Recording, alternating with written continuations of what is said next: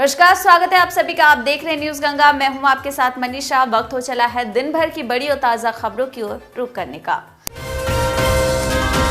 प्रधानमंत्री नरेंद्र मोदी ने आज मन की बात में कहा कि अब अर्थव्यवस्था का बड़ा हिस्सा खुल चुका है और कोरोना से होने वाली मृत्यु दर भी हमारे देश में काफी कम है। साथ ही प्रधानमंत्री ने ये भी कहा कि मास्क लगाना, जरूरत होने पर ही बाहर निकलना और सावधानी अब भी बरतनी होगी। लॉकडाउन 4 के बाद लॉकडाउन 5 में अब अनलॉक 1 की रियायत भी शुरू हुई है। 3 चरणों में शुरू होने वाली इन रियायतों को लेकर केंद्र सरकार ने तो गाइडलाइन जारी कर दी है, मगर उसने राज्यों को फैसला करने का अधिकार भी दे दिया है। जम्मू कश्मीर में सुरक्षा बलों और राज्य पुलिस को बड़ी कामयाबी हाथ लगी है, जब सोपोर में लश्कर-ए-तैयबा के 3 आतंकवादियों को गिरफ्तार कर लिया गया। उनके पास से बड़ी संख्या में हथियार, गोला बारूद और अन्य खतरनाक सामग्री भी बरामद हुई है। गृह मंत्रालय की गाइडलाइन के मुताबिक अब लोगों को एक राज्य से दूसरे राज्य में जाने के लिए किसी भी प्रकार की अनुमति लेने की जरूरत नहीं होगी। हालांकि सरकार के निर्देश के बाद भी इस पर अभी सस्पेंस बरकरार है कि क्या नोएडा या गुरुग्राम में रहने वाले लोग आसानी से दिल्ली जा सकेंगे। कोरोना वायरस महामारी के कारण महाराष्ट्र विश्वविद्यालय ने फाइनल परीक्षाओं को स्थगित कर दिया था। ऐसे में महाराष्ट्र के मुख्यमंत्री उद्धव ठाकरे ने शनिवार को विभिन्न विश्वविद्यालयों के कुलपतियों के साथ बात की और कहा कि सुनिश्चित करते हुए परीक्षाएं आयोजित की जानी चाहिए, इससे कोरोना वायरस का प्रसार नहीं होगा। आज से रेलवे एडवांस टिकटों की बुकिंग शुरू कर रहा है। यात्री अब कुल 230 ट्रेनों में यात्रा के लिए 120 दिन पहले एडवांस में टिकट बुक करा सकेंगे। साथ ही रेलवे इन सभी ट्रेनों में लगेज और पार्सल बुकिंग भी आज से शुरू कर रहा है। पेट्रोलियम मंत्री धर्मेंद्र प्रधान ने इशारा किया है कि बहुत जल्द ही पेट्रोल और सीएनजी की भी होम डिलीवरी शुरू हो सकती है। फिलहाल इंडियन ऑयल कॉर्पोरेशन केवल डीजल की ही होम डिलीवरी करता है। हरियाणा में 1 जुलाई से स्कूल खोलने के लिए राज्य सरकार ने गृह मंत्रालय से इजाजत मांगी है। कंटेनमेंट जोन से पहले की ही तरह प्रतिबंध लागू रहेगा। राज्य सरकार सिनेमा हॉल, जिम और थिएटर भी खोलने की तैयारी में है। दिल्ली सरकार के दिशा निर्देशों के मुताबिक अगर कोरोना पॉजिटिव या कोरोना संदिग्ध व्यक्ति की मृत्यु अस्पताल में होती है या उसको अस्पताल में मृत लाया जाता है तो अस्पताल 2 घंटे के भीतर शव को मुर्दाघर में भेजेगा। कोरोना वायरस के कारण दिल्ली पुलिस के किसी पुलिसकर्मी की मौत का दूसरा मामला सामने आया है। दिल्ली पुलिस के fingerprint expert assistant sub inspector Sheshmani Pandey की मौत हो गई है। गौरतलब है कि कांस्टेबल अमित राणा की भी कोरोना के कारण ही मौत हो गई थी।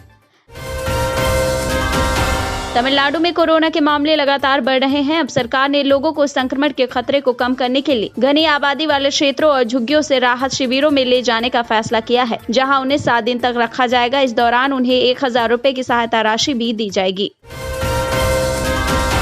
कोरोना वायरस के संक्रमण से मुंबई के कई अस्पतालों में अफरा तफरी का मंजर है, तो वहीं ऑक्सीजन लेवल कम होने से मुंबई के जोगेश्वरी अस्पताल में शनिवार को महज 2 घंटे के अंदर ही कोरोना के 7 मरीजों की मौत हो गई।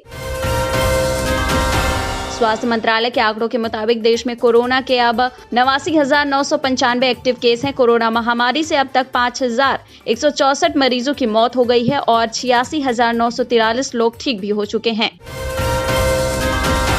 दिल्ली कैंट के सदर बाजार इलाके में स्थिति सेना की कैंटीन में अचानक आग लगने से इलाके में हड़कंप मच गया। करीब 45 मिनट की जद्दोजहद के बाद आग पर काबू पा लिया गया है। अलग अलग शहरों में फंसे प्रवासी मजदूरों को स्पेशल ट्रेन से उनके गांव भेजा जा रहा है। इसी दौरान बिहार में श्रमिक स्पेशल ट्रेन रुकी तो गांव वालों ने प्रवासियों को खाने के पैकेट बांटे। इस वीडियो को शेयर किया है मिजोरम के मुख्यमंत्री ने। महाराष्ट्र सरकार की ओर से जारी की गई गाइडलाइन के मुताबिक पहली बार सार्वजनिक स्थान पर थूकने या धूम्रपान करने पर पकड़े जाने पर 5,000 रुपए का जुर्माना और 5 दिन की सोशल सर्विस की सजा का प्रावधान किया गया है। इसके साथ ही इस तरह के जुर्म में 6 महीने से 2 साल तक की सजा भी शामिल है। आगरा के बाद उत्तर प्रदेश के कन्नौज में तूफान और ओलावृष्टि ने भारी तबाही मचाई है। तूफान की वजह से वहां 6 लोगों की मौत हो गई, जबकि कई लोग घायल हो गए हैं। हालांकि अगर उनमें उन्नाव के क्षेत्र को भी जोड़ दे तो मौत का ये आंकड़ा बढ़कर 13 पहुंच चुका है। मौसम विभाग के मुताबिक राष्ट्रीय राजधानी दिल्ली में आज और कल भी दिल्ली एनसीआर में, नोएडा, ग्रेटर नोएडा और गाजियाबाद में बारिश के आसार हैं, जबकि उत्तर प्रदेश के बुलंदशहर, हाथरस, पलवल, चंदौसी, मुरादाबाद और आसपास के इलाकों में तेज हवा के साथ बारिश का अनुमान है।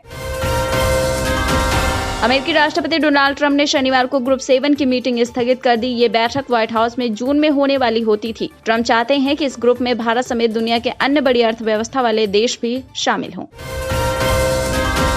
और एक बार फिर जायरा वसीम ट्विटर पर आ गई। उन्होंने अपने अकाउंट को डीएक्टिवेट कर लिया है। जायरा ने हाल ही में देश में जारी टिड्डी अटैक पर एक ट्वीट किया। उस ट्वीट के चलते ही उन्हें काफी ट्रोल्स का सामना करना पड़ा और बाद में जायरा ने अपना ट्विटर अकाउंट डिलीट ही कर दिया। तो ये तो थी देश और दुनिया की बड़ी और ताज़ा खबरें। ऐसे ही ताज़ा तरीन अहम खबरों को सुनने के लिए आप तुरंत सब्सक्राइब कर लीजिए हमारा चैनल न्यूज़ गंगा। अगर खबर अच्छी लग रही है तो हमें कमेंट बॉक्स में मैसेज भी कर सकते हैं। साथ ही अगर खबर देख रहे हैं फेसबुक पर तो लाइक कर दीजिए हमारे फेसबुक पेज को। इसी के साथ दीजिए इजाजत, बने रहिए न्यूज़ गंगा पर।